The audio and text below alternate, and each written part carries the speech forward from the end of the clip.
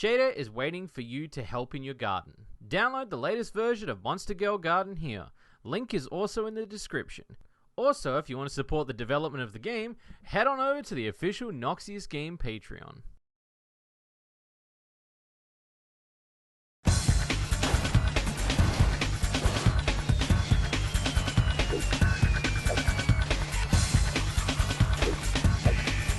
Ooh, that's hot! Glory to that kind.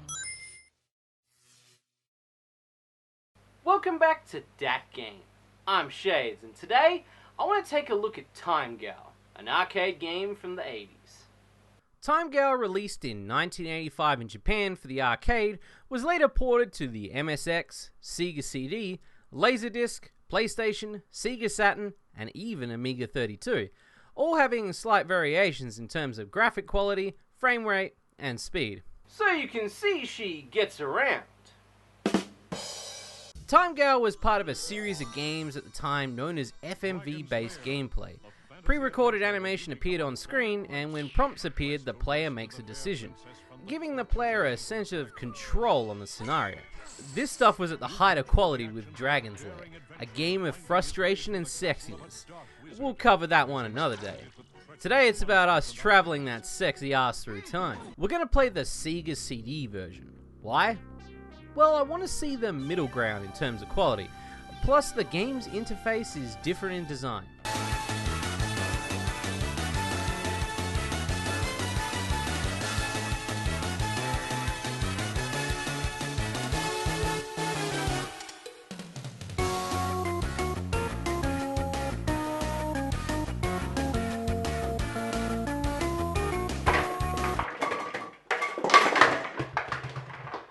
So the opening sequence shows Time Gal leaping through different time rifts, running from monsters, shooting bad guys, and strapping on torpedoes. Now this is how you pull a player into the arcade. The story is about a thief named Luda, who steals a time machine to take over the world by changing history. Our girl Rika, aka Time Gal, must travel all over time trying to find Luda and stop his tampering. That's a big window of guessing, Time Gal. You might as well just take a dart and throw it at a fucking clock, and hope to God he's there! Let's start the game. Now, each time it's different, so we have to keep on our toes. Also, sometimes scenarios can be flipped, so memorizing patterns is not as easy as it looks. So each side of the screen, there are bulbs that give you an idea of what direction to go. When they all blink, it's an attack option. The game also gives you a small window in looking at the scene to see areas that light up where to go. Very small, but enough to catch at the last second to avoid getting diced. I gotta admit, some of these death scenes are adorable. I know, something I wish I didn't have to say, but these are the highlight of the game. The chibi death scenes are just adorable. Okay, Shades, time to be a little bit quicker than that. You can see how this game in arcades got your quarters. They must have cleaned up when running these puppies in the past.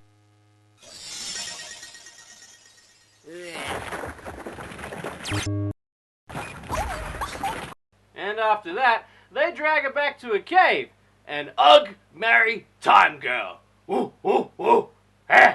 If you manage to survive an area, Time Gal jumps to the next era. Again, it's random, so prepare to not be prepared.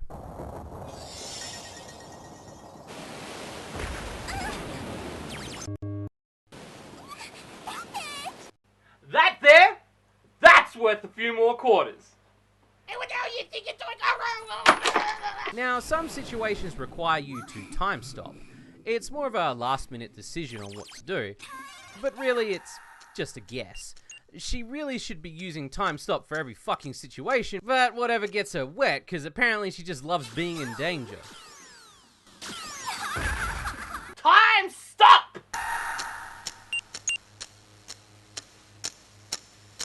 Oh, you son of a...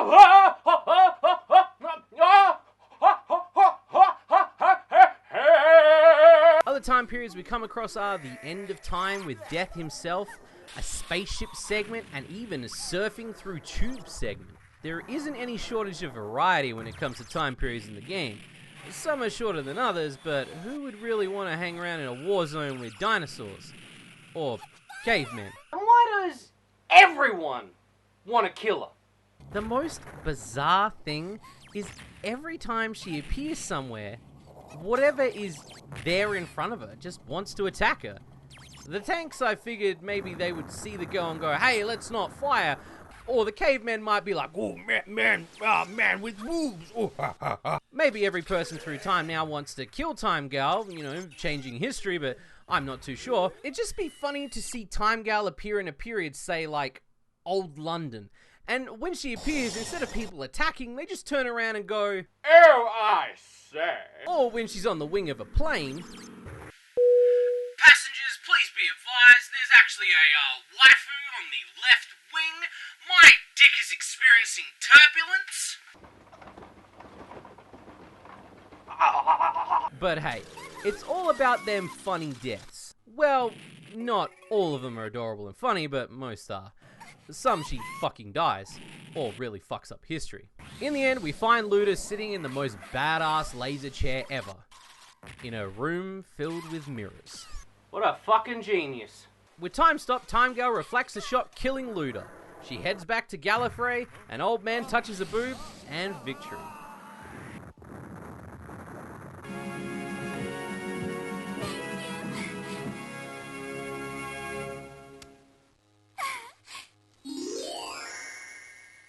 Now on the console versions, mainly this one, there's a password screen. Using this we can see scenarios we missed or watch deaths we missed as well, just in case if that's your thing. Most people nowadays might have to use this feature, as I can see gamers of today being quite frustrated at trying to get through a choice-based game. I can actually see a modern Time Gal. Not with the same gameplay, but with the same IP with modern graphics. Time Gal is a gem in the sexy gaming world. A game that captured people at the arcades, and was popular enough for a console release.